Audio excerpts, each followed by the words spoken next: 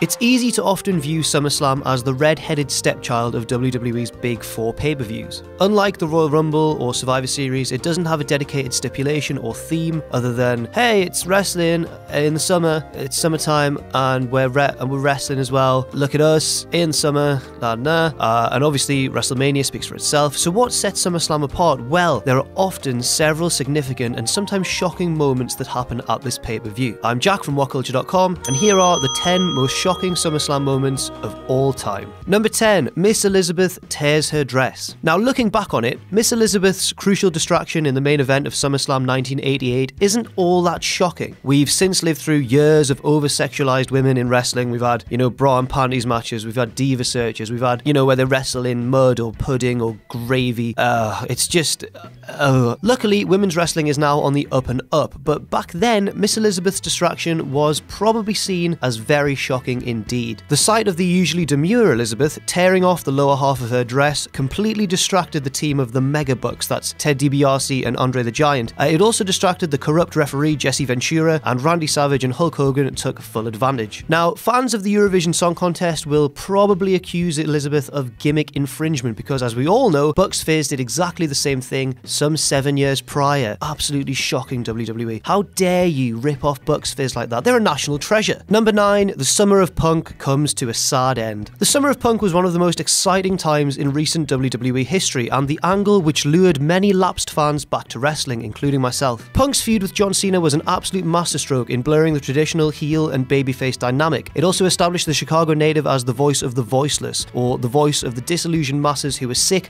of WWE's stagnant, Cena-centric direction. Now, Money in the Bank obviously represented the peak of that storyline, but SummerSlam 2011 was the beginning of the end. Having dubiously fended off Cena in a controversial rematch, with Triple H there as the bungling, comedic special guest referee, he was useless. Punk was jumped by none other than Kevin Nash. Although he'd returned earlier in the year at the Royal Rumble as Diesel, Nash hadn't been a consistent part of the WWE roster since mid-2003. To say he was irrelevant would be an understatement, especially next to the new and cutting-edge Punk. Punk may as well have been jumped by, I don't know, Gilbert, or maybe the Yeti. Can't make the Yeti joke too many times. It's getting a bit old now, isn't it? I'll do it anyway. He might as well have been jumped by Gilbert or the Yeti. Nash's attack allowed for Alberto Del Rio to cash in his Money in the Bank contract, and it robbed one of the hottest angles in years of nearly all its momentum. The amount of potential WWE wasted in a single moment was almost impressive. Number 8, Paul Bearer turns on The Undertaker. Going into SummerSlam 96, all signs seemed to point to the dead man defeating Mankind. Mick Foley had triumphed in their bout at King of the Ring, but it seemed only a matter of time until the Phenom got his win back. However, it wasn't going to be a straightforward task for The Undertaker because he'd have to defeat Mankind in a boiler room brawl. That's Mankind's specialty match, because he lived in the boiler room. The first man to escape the boiler room and get to ringside and take the urn from Paul Bearer would be the winner of the match. It was much his specialty match in the way that the Buried Alive match is Undertaker's specialty match, because I don't know if you've noticed this, Undertaker always loses Buried Alive matches. I mean, sometimes he actually, he wins it technically, but he always ends up the one in the ground. Maybe pick a different match, Undertaker. It's just a thought. However, Mankind bucked the WWE trend and actually won his own specialty match, but he didn't do it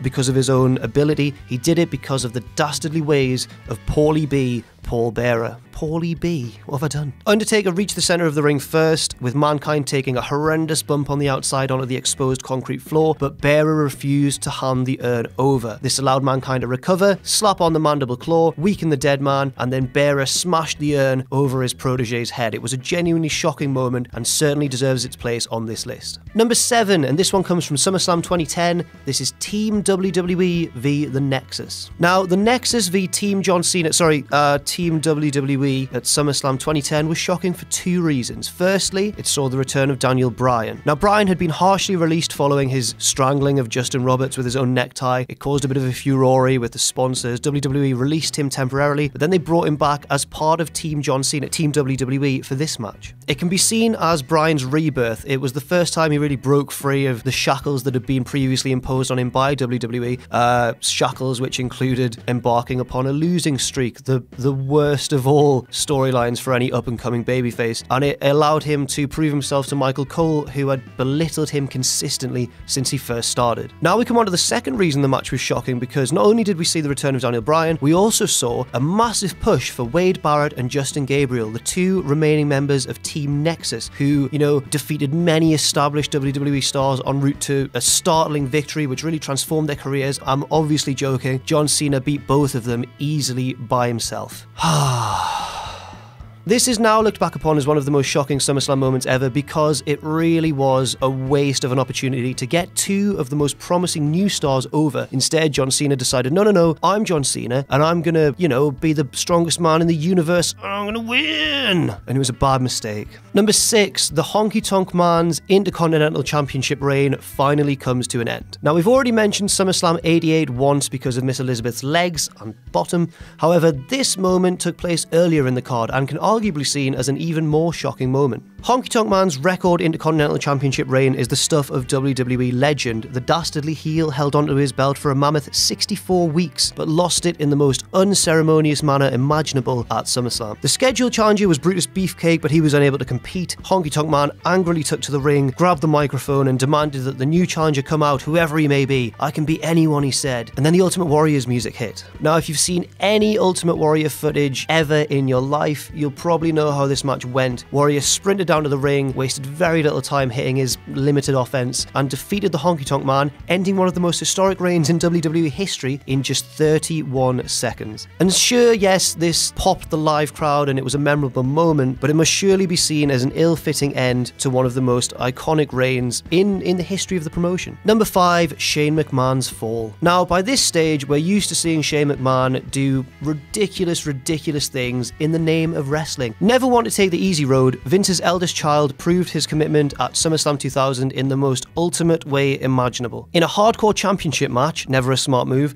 against the Lethal Weapon Steve Blackman, never a smart move, Shane made the rather questionable decision to run from his opponent by climbing the side of the Titantron. Never a smart move. Of course, Steve Blackman's the best man in the world and he's absolutely fearless, at least in my opinion, and he duly followed and he swatted Shane off the side of the structure with a kendo stick like some kind of annoying insect man. You can't see me right now, but I'm swinging my arm like Blackman did because I wish I was him. Shane McMahon, let's not forget the boss's son, plummeted onto a neatly disguised crash mat, but it was still a terrifying fall, and Blackman duly followed with a hellacious elbow drop, thankfully made the pinfall, and Shane lost the match, but won our hearts and our respect, and isn't that the most important thing of all? And of course, this was the end of Shane's death-defying run in WWE. He never did anything quite as crazy ever again. No, I'm wrong. 16 years later, he jumped off the Hell in a Cell structure onto The Undertaker, who moved and crashed through the announce table. Shane, have you got some sort of death wish? Please stop doing this to yourself. Yes, it's awesome. God, we don't want you to die. Number 4, Randall Orton cashes in his Money in the Bank contract at SummerSlam 2013. Now, this pay-per-view seemed to be the climactic scene of Daniel Bryan's triumph. The underdog had built a huge head of steam, with most fans desperate to see the former indie darling finally capture the big one, the WWE World Heavyweight Championship. Sure enough, he defeated John Cena, clean as a whistle, you need him in the face, and hoisted the belt aloft. It was a happy, feel-good moment through and through. Well, then, special guest referee Triple H, he loves being a special guest referee at SummerSlam. It's his favourite hobby ever. He shockingly booted Bryan in the gut, dropped him with a pedigree, and turned to the entrance ramp where Randy Orton was waiting, Money in the Bank briefcase in hand. This was absolutely devastating. Not only was it a shocking turn because Triple H had been a face up until that point, it also symbolised the delay of Bryan's triumph. And looking back, it was a booking masterstroke because it made his eventual win at WrestleMania 30 all the more emotional and cathartic.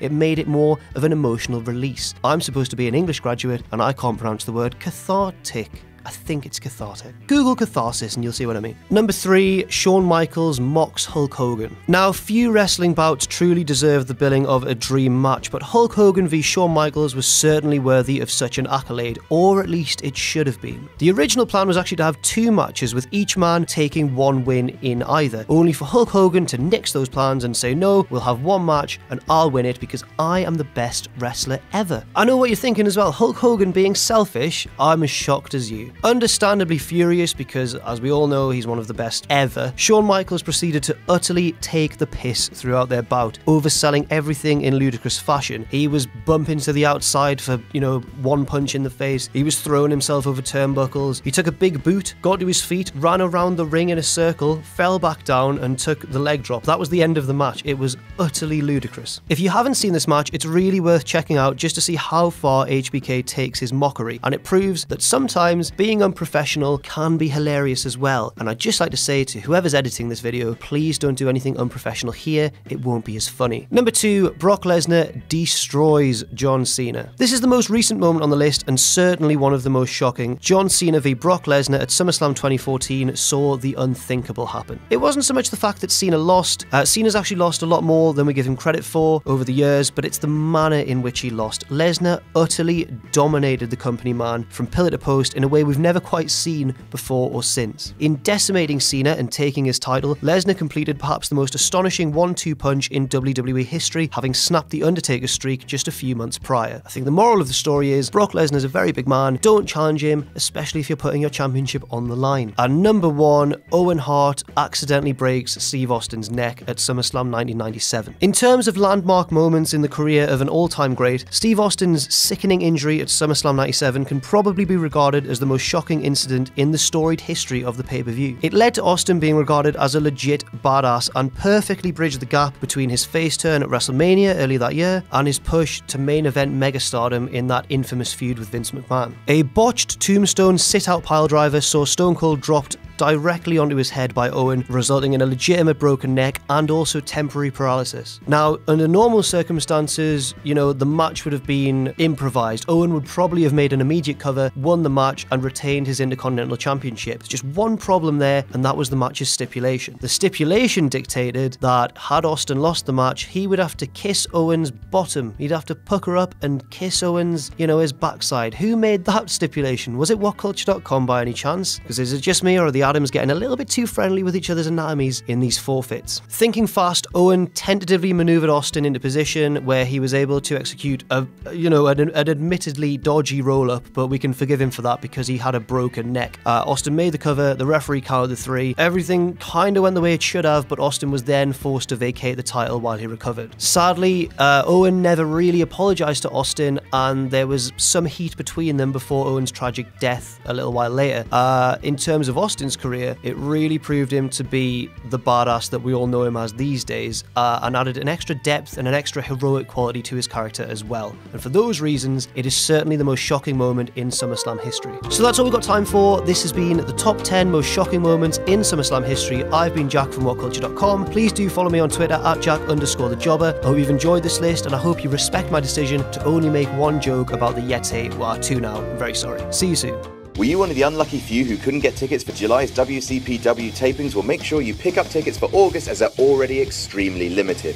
On August 24th, we'll be presenting a special live pay-per-view quality show, WCPW Stacked, featuring Moose vs Joe Coffey, the debut of the Women's Championship, Will Ospreay vs Marty Scurll. The WCPW Championship will be on the line. There'll be Joe Hendry, Joseph Connors, Big Damo, El Ligero, Primate, Grado, Drew Galloway, EC3, and GM'd by Eric Bischoff. Not just that, but on the 25th, we'll also be holding loaded tapings featuring the Kurt Angle Invitational, a pinfall and submission elimination rumble to decide who gets to face the Olympic hero in October. Grab your tickets for August at wc.pw while you still can. The 2 days are looking absolutely stacked.